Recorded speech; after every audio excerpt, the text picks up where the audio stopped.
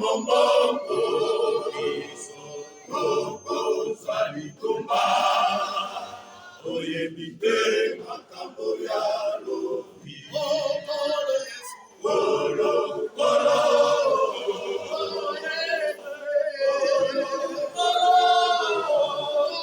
Yesu tinga bukano na yo esalema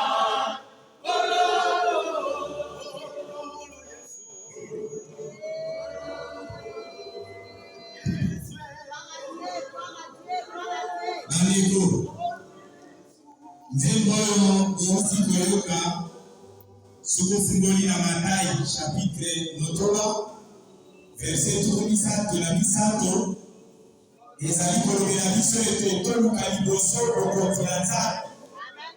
Pe nyonso oyo biso ezali kobosika ekopesabela biso. Kasi na ekeko tokomi na yango, oyete bokonzi na Nzambe ezala priorité na bana na ye, priorité na biso ekomi na makambo mosusu. Toti koluka mokano na Nzambe na nsima, pe tozwi makambo mosusu eza na litomba te, toti yango nde liboso. Eloko na liboso tozali komitungisa mingi mpona likambo etali kolia.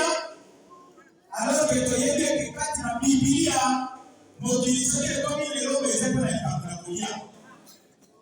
Tozali komitungisa mingi mpona makambo na komela, nzoka nde lelo meme na komela wana ebebisa mpe bato mosusu ebele. Moko na matungisi na biso mosusu ezali ete tolaka oye ete bilamba ekoma mpona kobomba molungu na biso. Bilamba ekomi sija na makambo mosusu mpona lolendo tomeme na zuwa meme na kati na ndako awa ndenge tovandi eza na bato mosusu oyo bazwaki na moninga kanda tosuwa kaka pete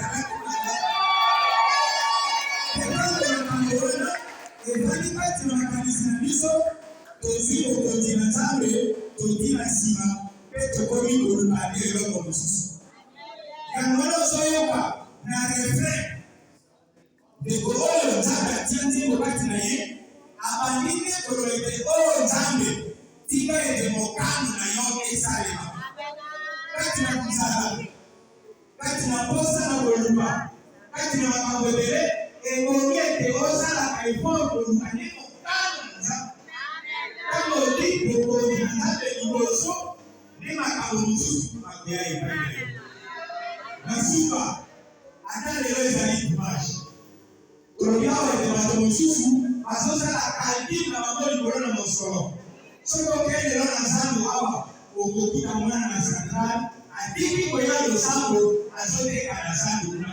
Elingi koloba ete azwi bokonzi na Nzambe oyo kona solaka toluka liboso mpe ati na nsima me mosolo te eleka kozwa place na kati. Oyo litomba nini yo kozala nango ete ozolia ozotunda malamu, ozomela malamu, olataka malamu, bokonzi na Nzambe yo ozwi te.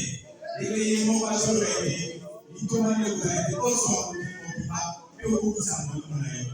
Tika ete ekeke na ntango oyo ekunganisa makanisi na yo te, mpe priorité na yo ezala koluka liboso bokonzi na Nzambe mpe Nzambe ayebi posa na yo akokokisa makambo na yo. Amen.